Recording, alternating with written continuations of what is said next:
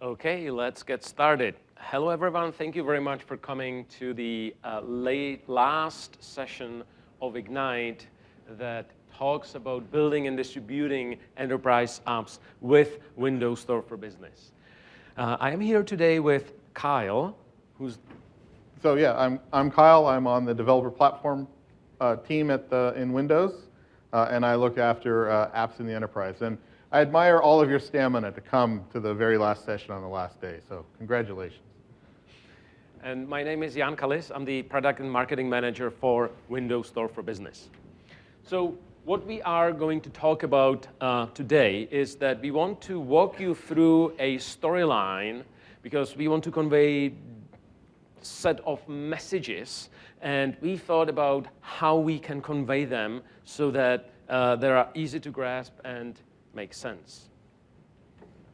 So we actually decided to walk you through a journey of different ways to deploy modern or UWP apps based on the level of IT governance that you need within the organization.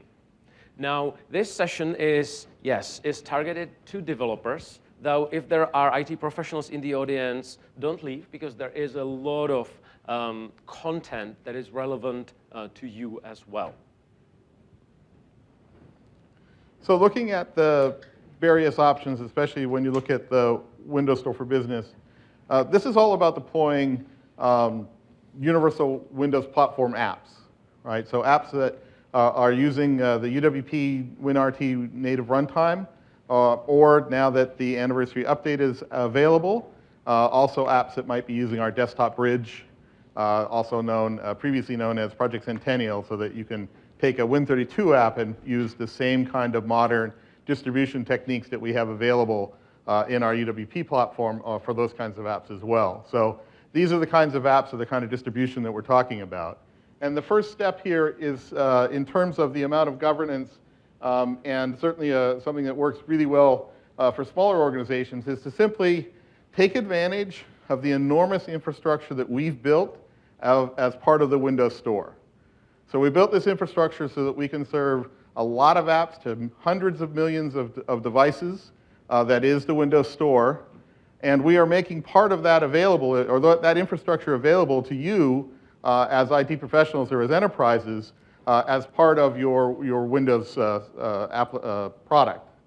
So you can go ahead and say, well, I'm going to take these applications, and you have a couple of options that Jan will talk about where you get them. But you simply use an app store model for your users, which means you're going to go ahead and tell them which apps should be available for them, make sure it's easy for them to discover the apps, maybe add your own apps to that process, and easily make a self-serve, if you will, ability for them to pick apps. And given that these are universal platform apps, they are very safe. They run in what we call the App Container Sandbox. So you can be assured that when you put a universal platform app on your system, it's not messing up with any other app. It's not going to break another app. It's not going to adjust the system settings. It's not going to decide that, hey, a good place to write this data would be where you're storing your incredibly important corporate information. It's not going to make any of those kinds of decisions. So the app is a very safe kind of app to distribute, so you can make those kinds of choices available to your users through the Windows Store for Business. Of course, we also understand that there's a need for you to have additional governance.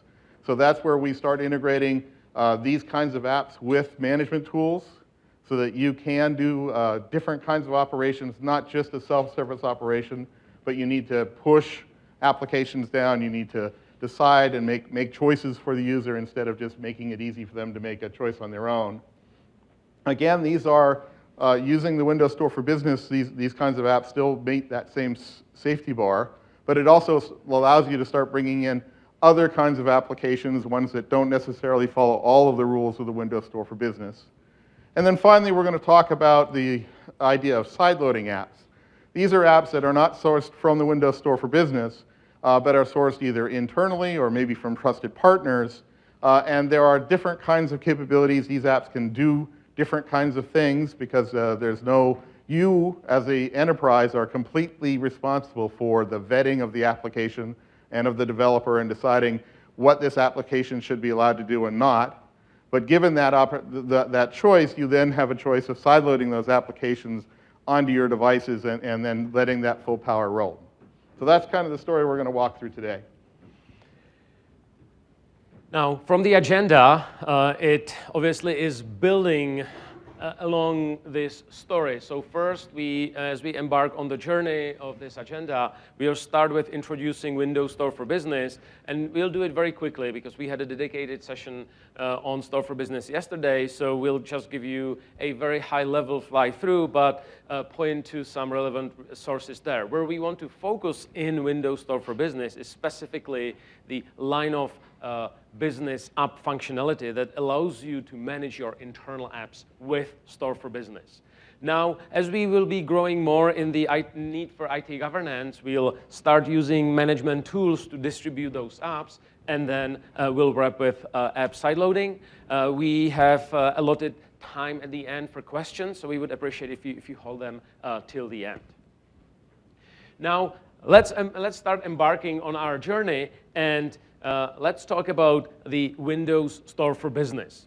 So this is an IT Pro slide. There is another slide that Kyle will cover in a minute that talks specifically to developers and to business developers, line of business developers, B2B developers. So we've heard from many IT professionals like you, some of you might be here in the room as well, that they need a means to manage modern apps in volume for their organization, manage them in one single place, distribute them, and control the ownership of or assignment of those applications to people in the organization. And then, so that's why we built the Windows Store for Business as one place to pretty much do 4 things: to find, acquire, manage, and distribute apps to Windows 10 devices. So it was built for organizations. We feature business and education applications. What is very important is that as soon as any acquisition is done by the organizational purchaser, all those entitlements are owned by the organization. So the organization can reassign licenses as needed. As mentioned, we'll be focusing on line of business app functionality. So there are 2 types of apps that you can find in the store today, in the Store for Business today, that are the public Windows Store apps. But also, you can use the same management portal as we will be showing shortly to manage your internal apps. And then there's a number of deployment options for deploying these apps to Windows 10, and we'll be showing that in a minute as well. Now, of course, it has to be simple and easy for end users, and you also should have some options for easy controlling updates for those apps. So there are some default options, which means always on, so the apps will be kept up to date, including internal line of business apps, or you can really control those updates as you then go on the journey in needing more IT governance. Now, if you want to learn way more about Store for Business, we had a session yesterday that, of course, is recorded that was called Dive Deeper into Windows Store for Business. So please review it after if you are interested. So for the developer point of view, looking at the Windows Store and the Windows Store for Business, I kind of look at 3 different things. First off, it does, of course, make it very easy to reach users.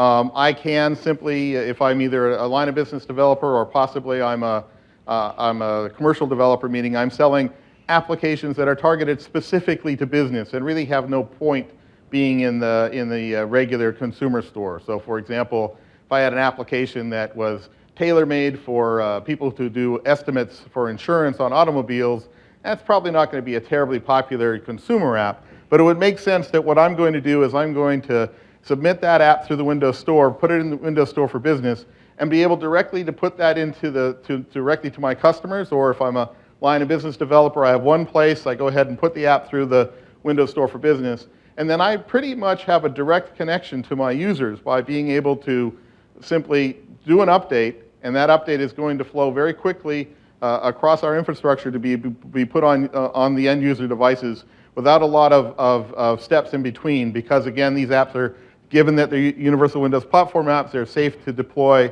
safe to update, and we're going to make sure that these updates happen quickly all the time. We actually have some very interesting tooling to go along with that. Our first new interesting tool that came out with the anniversary update, again, is the desktop bridge. If you have an app that you're currently developing, that you have the source code to, that you're able to make changes if they're necessary, you can take that 32-bit application and package it into the Universal Platform format, and then all of the same Windows Store for Business and Windows Store and distribution and management techniques all happen. It's nicer than simply just saying, hey, I'm just taking an, it's not, I'm taking an old MSI and putting it through the scheme, because with the desktop bridge, we have, again, safeguards in place. These applications are not messing up with your local global registry entries. They're not writing to places on the disk that they really shouldn't. So there is an amount of safety and security that gets put in place around that process. It's also nice if I go ahead and submit an app to the Windows Store or Windows Store for Business that I don't have to worry about signing an application, because all of that's going to happen automatically. As I'll mention later, we only allow signed applications to be installed on a Windows device. So if you don't have this, then you have to worry about how am I signing it, where am I getting my certificate of authority from, and so on. If I go ahead and use the Windows Store for Business, that's all taken care of. I don't have to worry about that at all. Finally, there's a huge amount of cost efficiency that comes across the board here. Again, we built a very large infrastructure to handle handling hundreds of millions of Windows devices. I think we announced 400 million active monthly devices earlier this month, or earlier this here at Ignite. That's a lot of devices. That's delivering a tremendous amount of applications, every day and every moment to lots and lots of devices. So we, of course, built a very efficient system for doing that. So if you go ahead and use this infrastructure to reach your users, you don't have to worry about where you're hosting the content. You don't have to set up servers or infrastructure to handle that, because that's all handled by the Windows Store for Business. We're also going to make sure that only the bare minimum amount of traffic happens between that infrastructure and your endpoint, your desktop endpoints. So if you have a 1 gig application and you make a 10K change to it, what the users are going to get transmitted, what the traffic across your network is going to be 10K. Sure, the first time it hit it was a gig, but if that updates 10K, that's what you're going to do. And the developer didn't have to do any work to make that happen. All he did was use our AppX packaging, use the Universal Windows Platform to do it, and then we look after making sure that when we do the transfer of the updated bits, that it's absolute minimum. We also make sure that we use the absolute minimum disk space as well. If you've got 18 different apps, or 1,000 different apps, given the population some of you deal with, and they all use this same internal component or a component that's the same, today, if you wanted to make sure that every app was isolated and kept its own copy of everything so it's safe and it didn't interfere with another app when an update happened, etc., you'd have 1,000 copies of that component. You can see, it would appear to have 1,000 copies of that component today in the Windows Universal Platform, but in actual fact, there'd only be the one. Because we're going to make sure that we only keep one copy of a file if everybody's using the same one. Then some app makes a change. The thing that concerns IT is, hey, this one app's going to make a change, and it's going to update this shared component, and then those other 999 apps are all going to break because that wasn't the right change or that component wasn't ready. That's not going to happen because these apps keep their own isolated copy, and that one app that got updated and has that one different version, he's the only one with it. I still have 999 sharing one copy, but one app has got that different one, and they're not going to break each other. So it's a very interesting place for a developer to be able to make these kinds of updates and change with a very efficient way of doing things.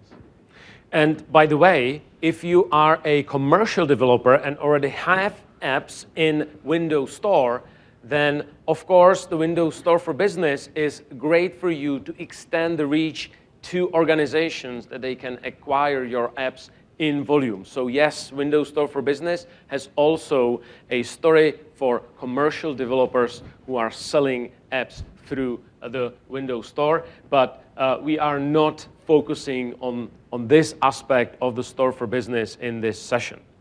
So I think it is a great place to jump into very first demo, where we, just a very quick demo of Store for Business, where we would show you the portal for purchasers, where purchasers and administrators can come in, acquire apps, manage the inventory, and then we'll roll over to the next demo, where we will show how to distribute those apps.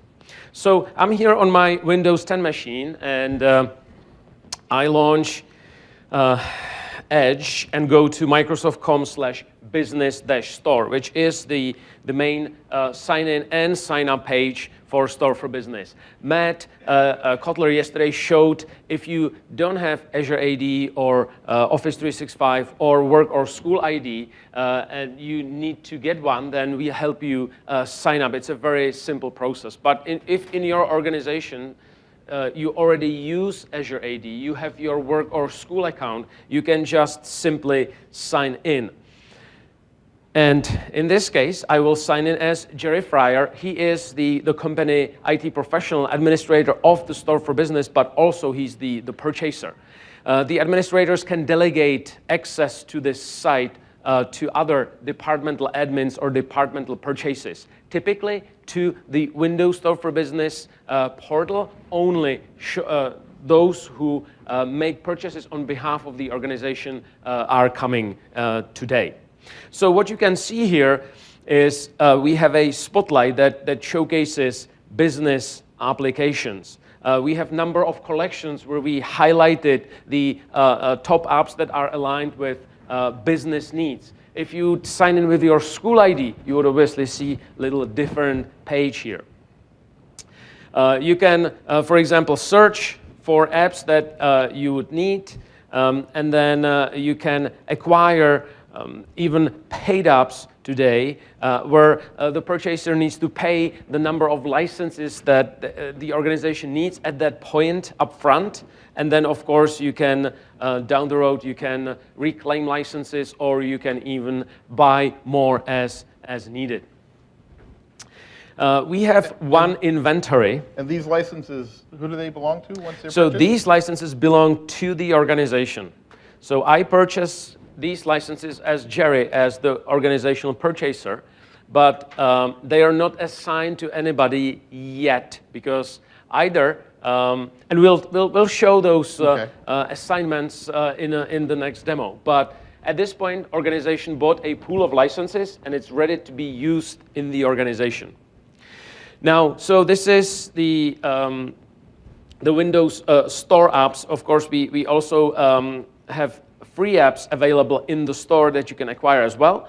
But we also allow you to manage line of business apps. And I'll go into this a little deeper in one of the following demos. But the point that I want to make is that there is one inventory where the organization can manage all their universal Windows apps that come either from Windows Store or that come either from your in-house developer or were built for your organization by a third-party developer. Now, this list, for example, here has the desktop app converter or Arduino IDE. If you're following the recent announcements, you have seen announcements that the applications, the Win32 applications that were converted to Apex packages using the Windows desktop converter are already available in the store. And that's these are the two examples that we pulled into store to demonstrate this capability of the store as well. Now, the last thing in this demo I'd like to show you is that, for example, if I view license details on this camera app, well, this camera app is a free app, but still, I'm able to see who claimed the entitlements or who this app was assigned to. And what I can do as an administrator, or potentially somebody who can manage licenses within the company, I can select the people who no longer need those licenses, and I can click the button here to reclaim those licenses. So now I'm back to the original pool of acquired licenses, and I can start assigning this app to others. So that was just a very quick demo where we showed what type of content you find in Store for Business. So there are universal Windows apps that are either free or paid. And we showed the public apps, but as well as the internal line of business apps where we have a specific demo. We talked about purchase and also the benefits of one single inventory for all of your apps. So let me go into the second demo where I'd like to show you the store methods on how we can distribute those apps to users. So now we are still in that very beginning of our journey in the first pillar as we will be growing with the IT governance need little later. So I'll switch to my demo machine here, and this is where I left off.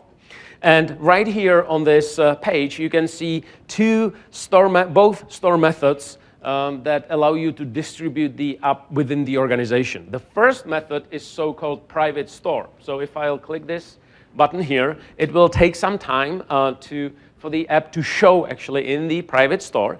But I have already added other apps to the private store. So I'll show you how the private store looks like.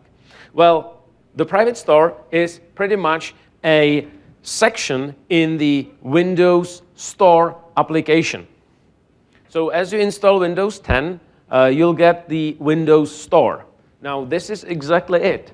But since I am running the Windows 10 Enterprise, I have the ability to suppress certain tabs from the Windows Store.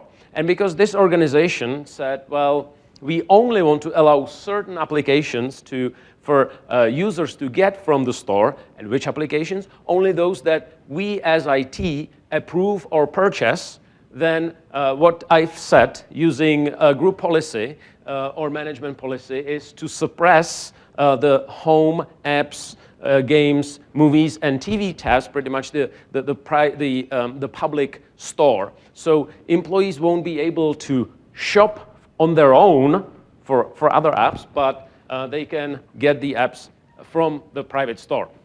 So let's focus in on the private store. So the private store has all the apps that I, as a purchaser in this organization, published into the private store, and users in that organization can come into the private store and self-discover apps that they need and install them.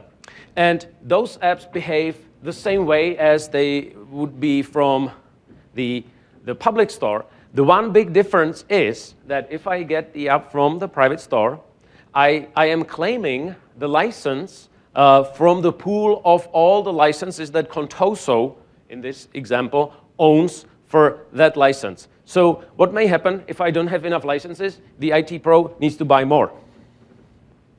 Now, one more thing that I'd like to show here is that you are noticing those two, Contoso Health app and Contoso PayStub app.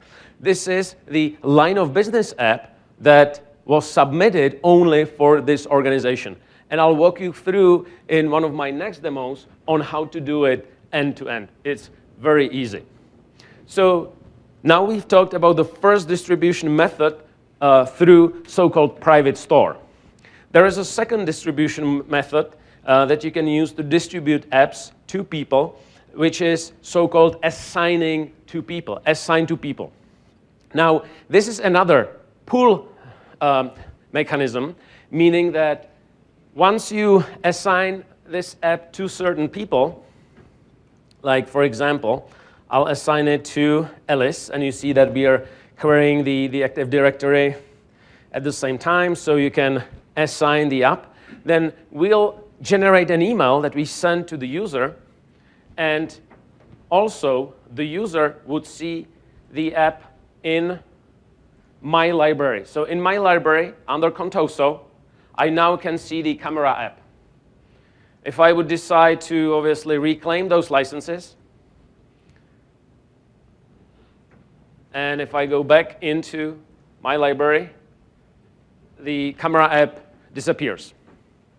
So those are two default methods for distributing apps to users from Windows Store for Business. There's a third method that allows you gain more control, and because we integrate seamlessly with management tools, but it is a separate demo that actually follows a little later throughout today.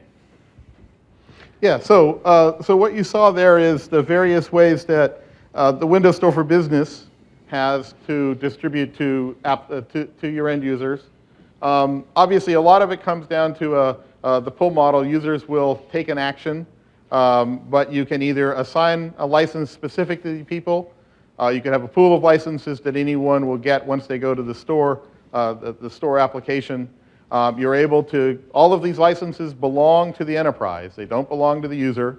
That makes your paying process easier because you don't have to pay 1,400 different users individual charges. You buy 1,400 as a block. And you can manage if a user leaves the enterprise, if they switch roles, you can get those licenses back and reassign them as you expect. So it gives you lots of flexibility in how you manage those effectively new corporate assets, which are the licenses or the rights to run those applications. Additionally, there is some policy integration there as well with respect to being able to at least see which applications the user has assigned in their libraries. Exactly, thank you. There is one more topic that might be interesting for IT professionals, especially for distribution, that we can't go deep today, but we covered it yesterday in the dedicated talk, which is the store-managed online licensing and organization-managed offline licensing. So just a few words on the organization-managed offline licensing. That's a new licensing model that was introduced with Windows Store for Business and allows you as organizations to download the binary of the app with the entitlement and distribute it through either management tools or tools like DISM to inject that up into your corporate images. Or if you have air-gapped networks, then you can port it to that internal network and install it to that internal network. So the offline licensing opens some capabilities that were not available before.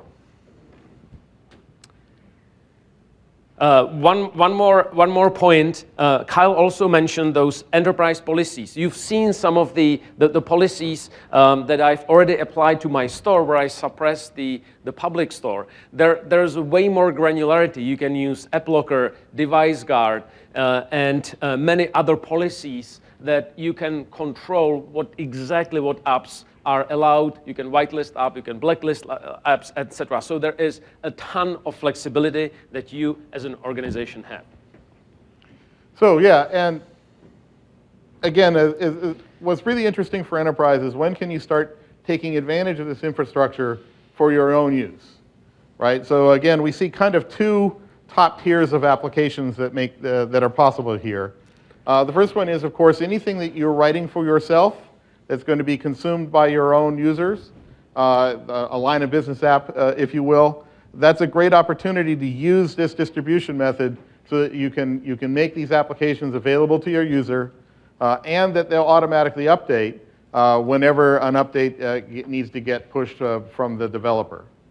Right? So that's, again, the interesting part here, though, is that all of these applications, again, since they're UWP-based applications, they're not interfering with the system, they're not interfering with each other, right? It's a very key aspect, especially if you think about it in the consumer space. Users want to be able to take an app, try it out, decide if they like it or not, then delete it, and have nothing have been different. No evidence of that app will remain once that app has been deleted. That's exactly the model that we've built. These applications simply, once the user says, I don't want it, or you remove the app from the system, there is no legacy left over. They can't leave things in bad places. They're not using up your memory. They're not slowing down your boot speed. They're not doing any of those kinds of things because they're built on the Universal Windows platform. And again, we also see a great opportunity here for business-to-business kinds of applications. Again, it's an easy way for those developers to both make the application available to you as your enterprise at the enterprises. You got, especially on the first release, you get to take a look at the app. You can decide whether or not you actually want to allow it into your Windows Store for Business. Once it's in the Windows Store for Business, it's an app like any other app. So you can decide to direct assign it. You can put it in your private store. You can run it through any of the other tools and management techniques. So it does, all of these apps, once they're in the Store for Business, effectively have all of the same capabilities. But it does allow developers in a very easy way to reach an audience that was somewhat more difficult to reach today. So the idea here is that you can go ahead and use the Windows Store for Business as an infrastructure part to extend the infrastructure that you have to simply say, hey, you know what, I'm going to put these line of business apps. Let's take another interesting case here. Supposing, you know, you get these, sometimes these departments want applications, right? And they hire some contractor you've never heard of who wants to write an app, and you're told, hey, you need to deploy this to this business unit. Or maybe the manager of the business unit wrote it himself because he's taking a programming course at the community college and decided this is what his group needs, and you have to deploy that. Today, you have to take a really serious look at these applications because you're concerned, hey, what are they going to do to mess up my device? Because the Win32 application, you never know exactly what it might do, how it might impact the system completely. So an easy thing to do to say, look, if you want to go ahead and hire that contractor, or you want to buy this software from this company we've never heard of, it needs to be a Universal Windows Platform app. Because if you acquire that or require that of your contractors, that you have to be a Windows Store for Business, a Universal Windows Platform app that I can distribute to the Windows Store for Business, you know that two things have happened. A, the developer has met all the requirements in terms of using the platform, or using the platform correctly. They're not doing things like deciding to scan the hard drive or storing files where they shouldn't, or reading from files from places they shouldn't. None of that's happening. And in addition to just following that, they're also getting a look over as part of the Windows Store for Business. We can certify them and so on. And then should you decide that, hey, this is bad, as you saw just a moment ago, Jan pulled an app from the user because he pulled its assignment. So should that app prove to be problematic, you can simply say, it's off, all of those licenses are gone, and then nobody gets to run that app anymore. All of that happens because you can use the Windows Store for Business infrastructure. So let's take a look at putting on a line of business app. Yes. Before we take a look at that, I would like to add on one more scenario that we heard from one of your colleagues from a construction company. They actually built windows and doors, and they have a third-party developer who built for them an AppX that is actually a catalog of their products. And they need to install the app inside of the organization, but also they make it available to the retailers that they sell their windows and doors through. And so the solution here would be that all the retailers and the manufacturer would use Windows Store for Business, and the developer would push using Dev Center, what I would be showing you in a minute, would actually publish the app to all those organizations at once. So if there's an update, I publish the update, it goes at once to everybody. So that's a really scalable method. When I asked them how they do it today, well, they said, well, they actually email us the package. So you can see that there is a great way to go through Store for Business. So as Kyle mentioned, let's take a look at the actual demo of how you can manage internal line of business apps with Store for Business. So the first part of the workflow actually starts in the organization level, because the IT professional needs to approve and invite developer, a specific developer or development company, to publish to their inventory. So it all starts again in Windows Store for Business, as you've seen before. And here in the settings, you can go into LOB publishers, and you actually need to invite specific developers who would be able to publish an app to your behalf. So that's the very first step. Now I'll be continuing as this Contoso development. So This is actually here my Dev Center account. And if I launch the Dev Center, I see all the organizations that invited me to publish to them. These are internal demo instances at Microsoft, because our sales field wanted to demo line of business functionality. So I offered them that they can invite me, and I'll publish the package to them. And right here, you would accept the invitation. And once you do it, then you can start submitting your app. Now, how many of you are familiar with Windows Dev Center? Just if I can see, raise of hands. Just a few of you, okay? Okay, so I would say 5%, 10% of people.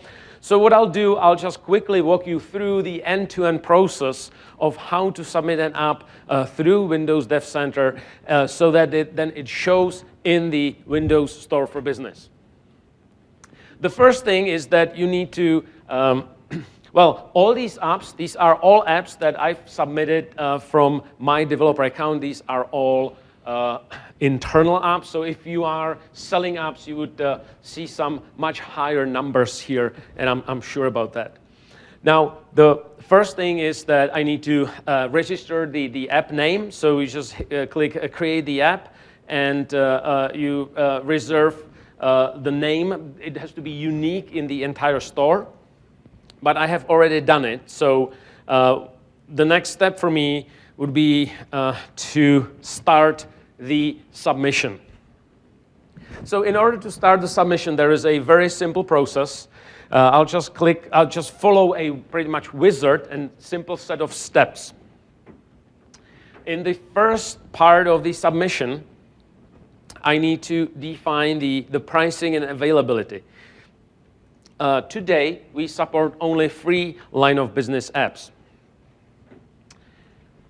We also believe that if you have a third-party developer who's building apps for your company, then the level of agreements and the SLA and the complexity, it goes beyond what the application developer agreement, all the terms of use in Windows Store for Business offers today. So it might be anyway a need for you to sign a special agreement with that developer. So I'll say free at this point. And the next section that is important is the section that is called distribution and visibility. Normally, if you would be submitting app into Windows Store, you would keep the default option. But because I'm submitting a LOB app to only specific organizations, I choose the LOB distribution. And as soon as I do it, you see that all the organizations that invited me to publish to them, I can select here. So I can publish this package to only one, all, or just selected number of organizations. Now, the next step is not mandatory, but this next step in organization licensing allows me to turn on or enable or opt in for so-called offline licensing, organization-managed offline licensing. I talked about it. You can download the binary and maybe inject it into company images if you want. Now, that's pretty much all I need to do in this first step. In the next step, and of course, you would go through this only at the first submission. When you're making updates, you just upload the new package and submit it to store. You can also add revise some of those properties, or maybe add some release notes. But you don't have to go through this at all. Now I'll just categorize this up. I'll say it's business and legal and HR. And if you want, you can. If, for example, your app requires a camera or a touchscreen or Bluetooth or some other specific hardware capability, you can check it in here. But my app is pretty simple, so there's nothing that I need. Age rating, I'll just keep this up to adult, 18 plus. So I'll say, well, this is 18 plus. Okay, yes, that's it. Then In the next step, I need to submit the package. So that's actually either Apex or Apex Bundle or Apex Upload. I've built my app using App Studio. You can, of course, build the app using Visual Studio and create the package for store publishing. You upload it here. We analyze the package and determine the platforms that this package is targeting. So once the analysis is done, you would see that automatically the lower section will be updated based on the package, and this concrete one will run on desktop and mobile. Okay, great. I'll hit save. That's all I needed to do here. And pretty much the last thing that I need to do is fill in some description. So this is the metadata that the end user will see in store when they install the app. So I will just keep this simple because it's a demo, but I definitely encourage you to write some more details. This is also the place where you can add screenshots. So if you have a screenshots, you can update them so the user can see the actual UI. I also need to add an icon for my app, and that's pretty much all I need to do. If you want to add some features, keywords, or potentially link to website or support contact info, if there is a specific intranet site that you want to point people for support or something, you can fill it all here as needed, because you know that this app will run only in your organization. Now I hit save, and that's pretty much all I needed to do. Now I can, you see this step is optional, so now I can really go ahead and submit the app to the store.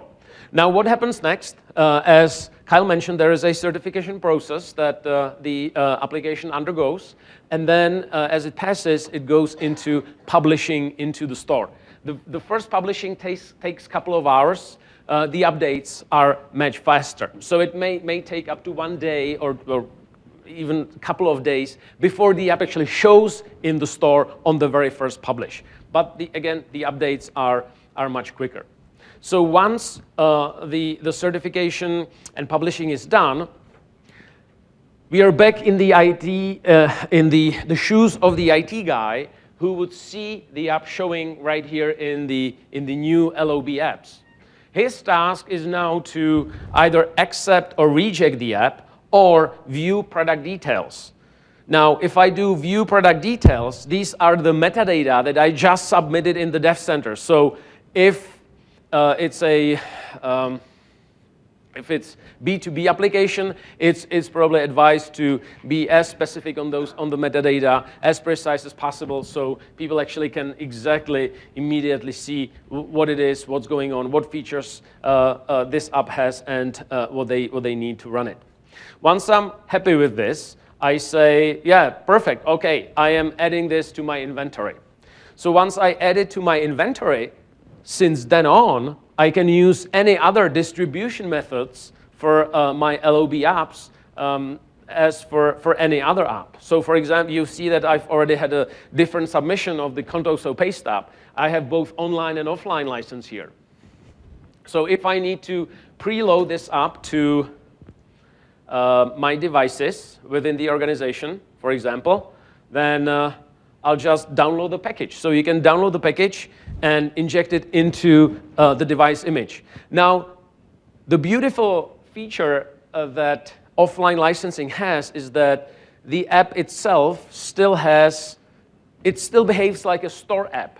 So even if it's a offline distributed app and that machine is connected to the internet and there's a newer version of that package that has been submitted by the developer, the app will update.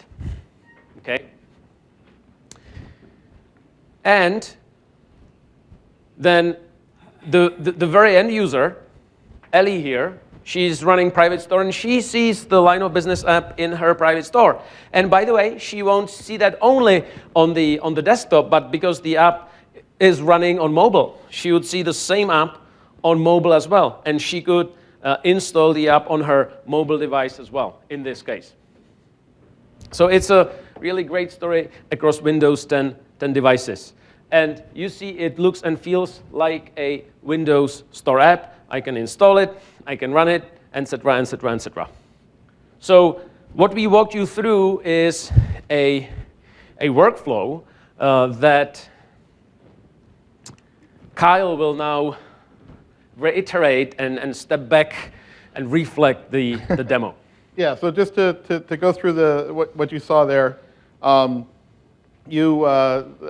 terms of enabling a line of business developer, so if someone from inside your organization or a partner that you work with to submit applications, first off, of course, the admin in your organization of the Windows Store for Business has to say, yes, I approve that person or that account to submit to my private to my part of the Windows Store for Business. From there we go. The developer would get an invitation saying, hey, this company is allowing you to submit. He would go ahead and accept that invitation, and then he would go to the portal that you just saw Jan use to go ahead and make the submission, or possibly it's already out there. He already has an app, so he would go and change the availability to add your enterprise to that list. That information and the app and the update, of course, all goes into through the Windows Dev Center, gets submitted, and the application becomes published through the Windows Store for Business. At that point, you would accept that application. The initial version of the application, you have an opportunity to decide whether or not it's an application you actually want to accept. Maybe you want to have a special testing of it or so on. You have those opportunities, or you want some refinements. In any case, once that application, the IT can decide, yes, I'm going to accept that into my inventory, and then of course you can decide to publish it and distribute it however, with whatever option you've already decided. So the app is part of your inventory, and then you can go ahead and use the Windows Store for Business to make sure that it gets to your organization. Once an application has been accepted into the business, then from there, when the developer does the update, it will flow automatically to all of the users who run that app, as long as obviously they have access to the Windows Store for Business, right? So as long as they're connected online and so on, right? But those applications, those updates can flow directly as soon as the update is made through the process and get delivered directly to the desktop of the users straight away. Now, here's one caveat. If you need more governance, and that's kind of the segue to the next section of this session, is you can use management tools to even distribute these updates. So again, if you need to do smoke tests for every single update that you distribute in your organization, you can use System Center Configuration Manager to handle that even today, for example. Okay? Right, so this obviously also assumes that the user has that connectivity to the Windows Store for Business. Yes. All right, so let's move up and start talking about management tools. So that's kind of the next level of governance that we see. This is a really tough clicker. Go back here. There we go. Okay, so app stores are great. Users are getting very used to them. They see them all in all kinds of places. They have places they can get apps on their TV now, and they can get them on their mobile devices and on PCs and so forth. So users are very much used to this concept. And as long as you have a nice, safe model of the application, it's a reasonable model for them to be able to use, so they can get the apps that make sense for them. But I also understand that we understand a lot that for lots of enterprises, that's really not quite what you're looking for. You're not looking for the user to be able to say, hey, I'm going to go here and decide which apps I want to use.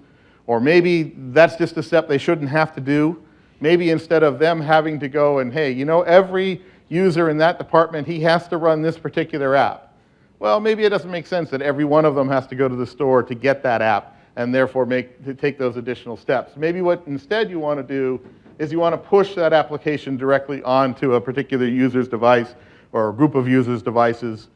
Maybe what you want to do is you're sharing out your devices, and what you want to see is an application installed, and once it's installed for everyone, right? You want to be able to do more kinds of management as well. You want to manage the policies of the device. You want to manage all kinds of aspects. And obviously, there's lots of tools and models out there to do that. There's the SCCM folks.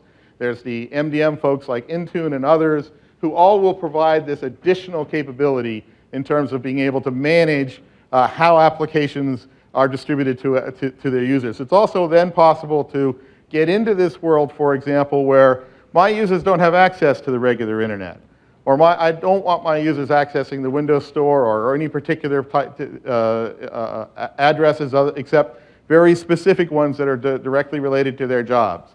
I want to be able to have these applications available that come from the Windows Store and come from my line of business developers, but I want them to be deployed in a completely what we would call offline manner to the Windows Store. All of these things, of course, are possible, but what you would need is a little bit of help from a management tool. So whether it's an MDM folks or the SCCM folks, they can all handle these other aspects of managing your devices. But what's great is they all also know how to talk with the Windows Store, work the Windows Store, and help you acquire apps either from the Windows Store or your private store through the Windows line of business. They also will provide a different point of view on the user experience for acquiring those apps. Yes, we have the Windows Store. We're very happy with it. It works for hundreds of millions of people, but maybe there's something specific about your organization or something specific that you could get from a tool vendor so that they can have what we kind of call a company portal app. They provide, if effectively, a store application so that they can get the applications for your user, and they understand how to get them from the Windows Store through the Windows Store for Business, or they understand that maybe what you have is a bunch of applications that are stored strictly within your enterprise, and they still want to distribute these apps and make them available to your users. So there are other sessions here at Ignite, of course, all on tape now, but you can go ahead and watch the videos of the management tools. Folks like Intune have sessions of overall management tools, and there's a great opportunity to take advantage of management tools and this new application model with the Windows Store for Business to really be able to handle these kinds of applications as well. So let's take a look at how the Windows Store for Business integrates. Yes, absolutely. Thank you, Kyle. All right, so we are now here in my demo machine, and I'm again here as an IT professional back in the Windows Store for Business. And as you can see, the settings menu has another command that we haven't explored today, which is the management tools. So if I click on management tools, I'm able to grant permissions of certain management tools to my instance. So in this case, I have enabled the integration with Microsoft Intune, as you can see. So I'll switch to Microsoft Intune, and right here under Windows Device Management, you can see a specific section that says Store for Business.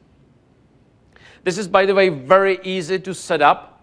I did walk through a demo how to do it yesterday, so if you want to see the demo how to set it up, it is recorded in our other breakout and also documented on TechNet. What you can see here is that there is an automatic synchronization that is going on now between Intune and Windows Store for Business.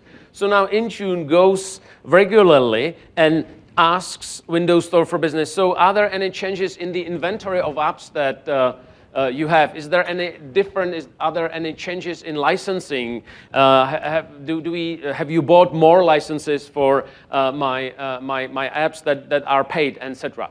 You see the last sync was around noon today, or around midnight, while I'm still in the Pacific time here.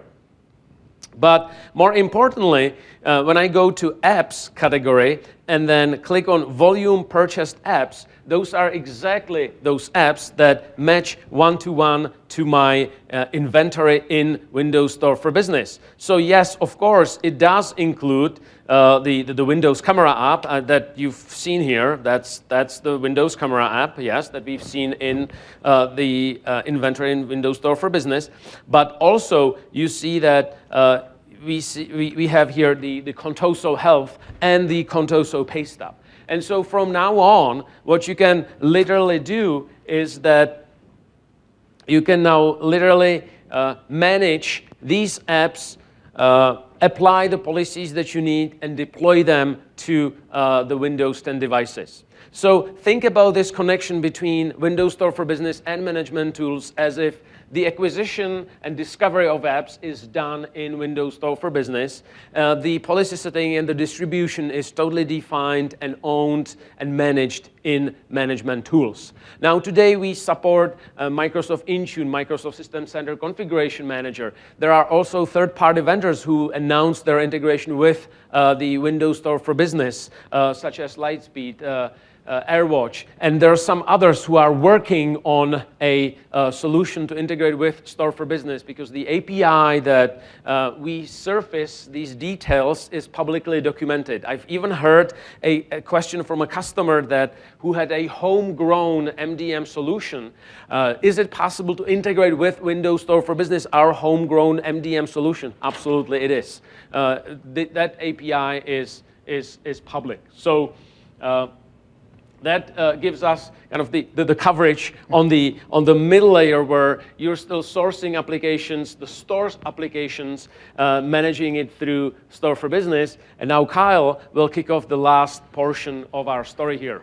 So the last thing we want to talk about, the last section we want to talk about is side loading. So let's start with defining what a side-loaded app is. Frankly, a side-loaded app is any app that didn't go through the Windows Store, right? So we obviously trust any app that comes through the Windows Store. It's signed in a particular way. So we understand the app came from the Windows Store. We know it's been through all the certification. It's been through all the tests, et cetera. So we trust those applications built into the system. If a side-loaded app did not go through that process, so it's up to someone else to decide how far they want to trust that developer. Now, again, if there's a Universal Windows Platform app, in the sandbox, there's not a lot that necessarily they can do. But who is providing this app? Exactly which functionality it provides? Is it spoofing some other app, et cetera? Somebody has to make that choice. And the way they need to decide that is they must find the application must always be signed. We simply do not allow an application package to be installed if it's not signed. It just doesn't happen.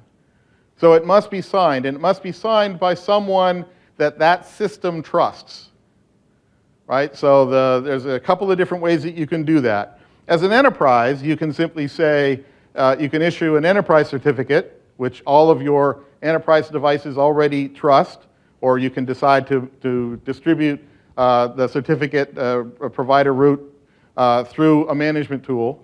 But you could say, hey, I'm going to provide the signing certificate as part of my enterprise. For example, any domain joined machine already trusts that. So if you were to sign your line of business apps with your enterprise signing certs, then that's going to work. Because your enterprise is saying, I'm the one who's deciding that this application, which has been provided by someone in my enterprise, is okay, and I know it's come from that developer and it's been properly signed. Another way, for example, is that the original application, the developer could have gotten a certificate from one of the well-known signing providers, authentication providers out there, VeriSign, et cetera. These things are built into the system. So if they've gone and actually got a real signing certificate from one of these providers who go through a vetting process and make sure they're who they are and so on, then those can also be installed directly. Those are still side loading, so the nature of being able to allow to install these applications that are not signed by the Windows Store is simply the nature of side loading.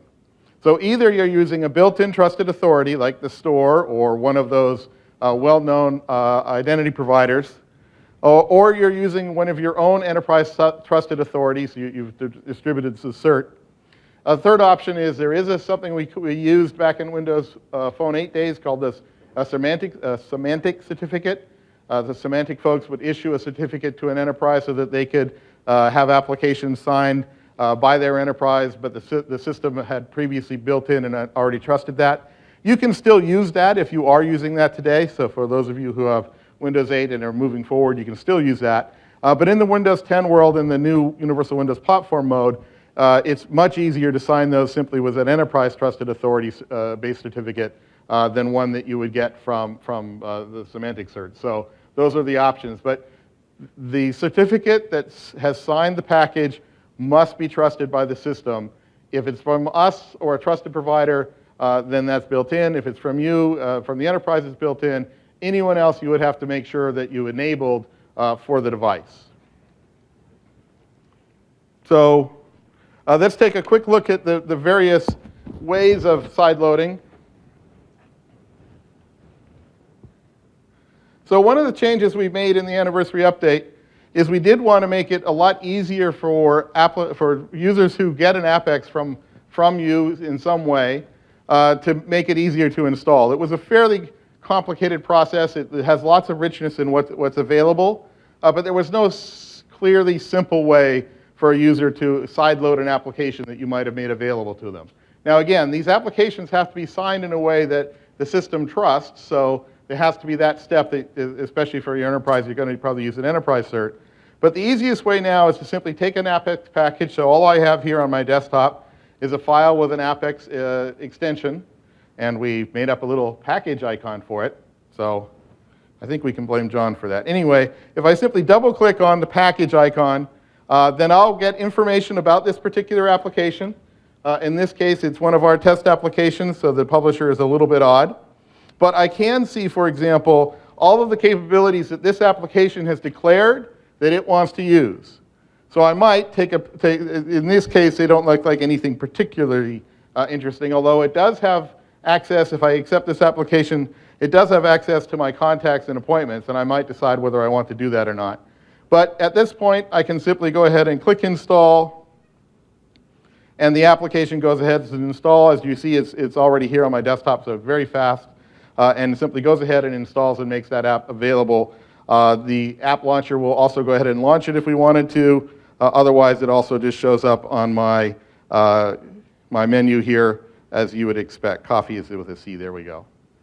Right. So that's the simplest way to get an application onto the device, is make the Apex available to the user and let them go ahead and double-click on it. Of course, we have had for some time a full set of PowerShell capabilities here. We have PowerShell scripts that will make it easy to install an Apex, to remove an Apex, to make an Apex available, installed for all users. There's a very rich set of arguments available to that. I'm going to go ahead and simply do a simple add Apex package here. And I have one in this folder that I have here on as a test. So here, for example, is a typical kind of thing I would get from a developer. In this case, he sent me his Apex bundle. We provide two different things. There's Apex and Apex bundles. Apex bundles are just bundles of other Apexes. And here you can see that this developer has sent me a package that would work on ARM-based devices. That's Windows Mobile, as well as 32-bit and 64-bit machines. The platform will go ahead, make sure it picks the right package, and will make that application available. And as you can see, it simply went ahead and installed it. Now that's great. You can double-click a package.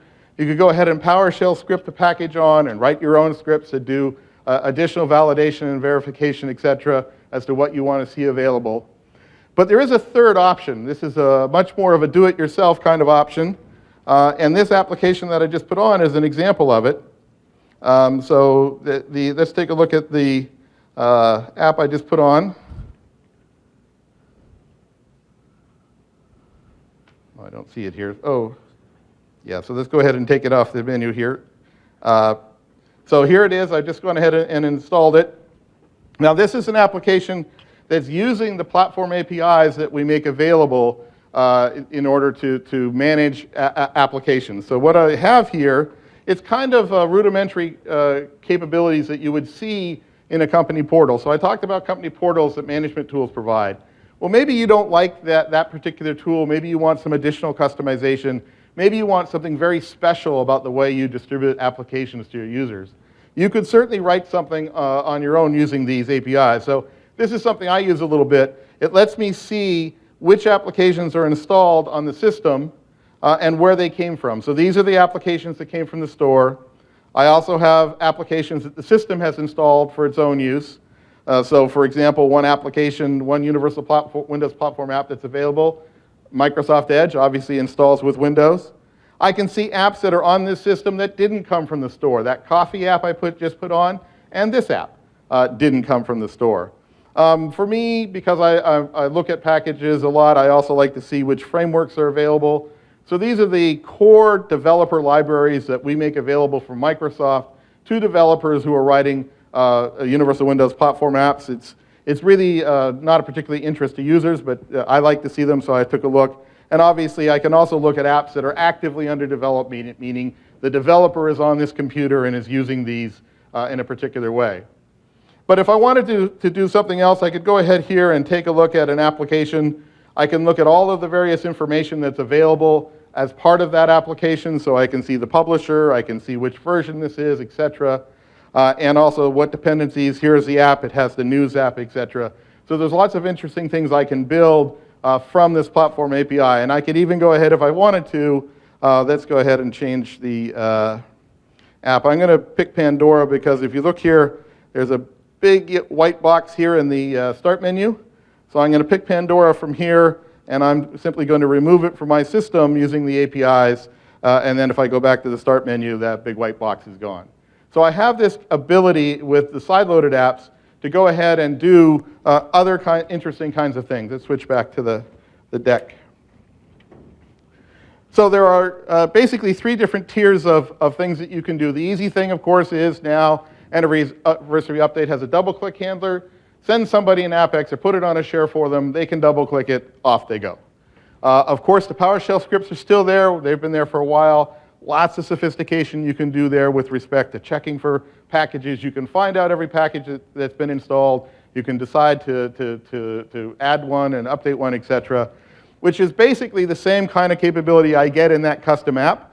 We're really getting down to the same basic APIs, which I listed the names of the APIs here in the slide deck. So if you were to go to MSDN, you could see these APIs that I would use to write something like a company portal app or that little app explorer that I just had. There is one interesting, one interesting thing about side-loaded apps. So the Windows Store does a great job of having rules with respect to what applications are allowed to do, in addition to the technical sandboxing we have with App Container. But we also have some very interesting kinds of things with respect to what these apps can do. So again, first off, you're going to have to make sure that the device is set for side loading. Enterprise and Education by default in Windows 10 will have side loaded on. You can use a management policy to turn it on. Users can turn it on with the settings app. There's lots of ways to make sure that that gets on. Every app has to be trusted. You have to make sure the app is signed by somebody you trust, right? So that's either yourselves with an enterprise certificate, or the developer's got a certificate from a well-known authority, or you're going to make another arrangement with that developer. What's interesting here, though, is no one is certifying this app. This is an app that you're getting directly from that developer, whether it's you or another third party. There's good and bad to that. The bad part is it could be doing something that you wouldn't like. But more to the point, you guys have thousands and thousands of applications, and maybe if you had 5,000 applications, maybe 4,900 of them you'd want to make sure were very secure, using the full UWP so that they didn't mess up my system. But maybe you have 50 or 100 apps that they have to do exactly what they're doing, the way they're doing it, and that's that. So they might want to use some restricted capabilities. So for example, I just showed you an app that could uninstall other apps. That's not allowed in the Windows Store. You don't have that in the Windows Store for Business app. But because it's a side-loaded app, as you saw, I can use that restricted capability. I can look at every app that's installed in the system. I could install one. I could uninstall one. I could do other kinds of restricted capabilities. There's a documented page on MSDN that shows you these capabilities. So you might decide that, yes, I want to allow this app to do something that the Windows Store would frown on, but my enterprise or this particular business group absolutely needs to do. So I have that opportunity to take advantage of sort of skirting the full regulations of the Windows Store, which are very strict, as they should be, to make sure those apps can be fully trusted. But you're the enterprise. You own the devices, you own the user's time on the devices, you own the accounts that are being used. And if you want to go ahead and write a company portal that goes through and deletes any app that you didn't want on and adds some apps that you want on, that's up to you. These are your devices, and you can do that capability. So sideloading does open that up as a possibility. So thank you so much for this great demo and in-depth description of sideloading. Now, what we walked you through today, we walked you through a journey of level of IT governance, what you can achieve, how, and how would you use the capabilities of Windows 10 and the services that come with Windows 10 to do exactly that. So we showed you the Windows Store for Business, where we acquired and managed line of business apps and used some default distribution methods.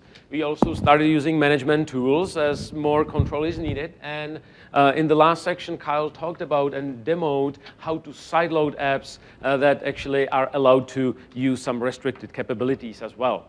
Now, there is a lot of content related to building apps and Windows Store for Business. So these are here for reference. All these sessions are recorded, so feel free to watch them later as you are interested.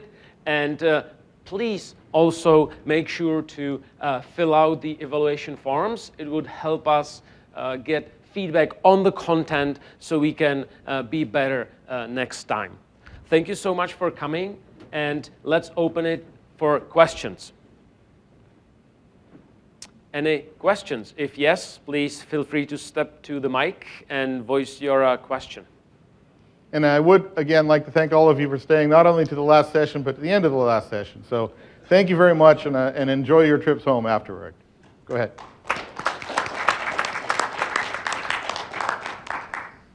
So if I have connected my Store for Business to Config Manager, does the user still need to have an internet connection to install the application through Config Manager? So you were asking about Config Manager. So I'm going to repeat the question since that mic didn't actually work. So what you're asking is, if you connect your Config Manager SCCM to the Windows Store for Business, is it still required to have an internet connection to install the app? So the easy answer is, if the application developer has opted in, as Jan showed earlier, for offline, they would not. Okay. You could simply put network connection of some description, some internal network. Sure. You could put those packages that you downloaded from the Windows Store on there, and you could push them out through SCCM, and the user may never have access to the real internet. That's fine. You obviously, not every app is marked as offline, but a lot of them are. And if there's not, it's an opportunity for you to tell the developer, I would use it if you did this. And then they could go to the store, mark it, and you could do that. And as a follow-up to that, does the user in that scenario, offline application, Windows Store for Business, Config Manager, does the user still need to have an Azure AD account for authentication? So to repeat the question, in the Config Manager scenario, in the previous question, does every user who will install the app need to have AAD account? So if that license is offline license, they don't need to have the AAD account. If the license is the online license, they need to have it. Sure. Okay. Great question. Thank you. Okay. One last question with 1607 and the ability for the user just to double-click on an APPX file.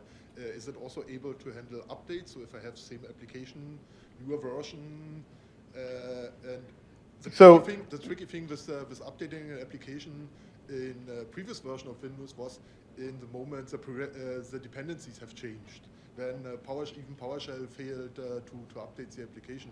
So we had to create a very large script to really manage these scenarios. So in your particular question, generally, if you made that application, an updated application available to the app, you could go ahead and it does do updates. However, the issue that you did point out would still exist. So if you'd also need to make sure the dependencies were updated. And yes, you'd need to use a script to. In that new 1607 method, there is no automatic handling of. The application, the app installer does not yet handle automatically installing dependencies. Okay, Ben. Much appreciated. Thank you. Please, yes, take even more, please. If we have still some lollipops left, please feel free to take them. I'm afraid we are out of time, but if you have more questions, please please come to talk to us, and we can turn off the mic and shut off the recording. Thank you very much. It was a great Ignite. Thank you. Thank you.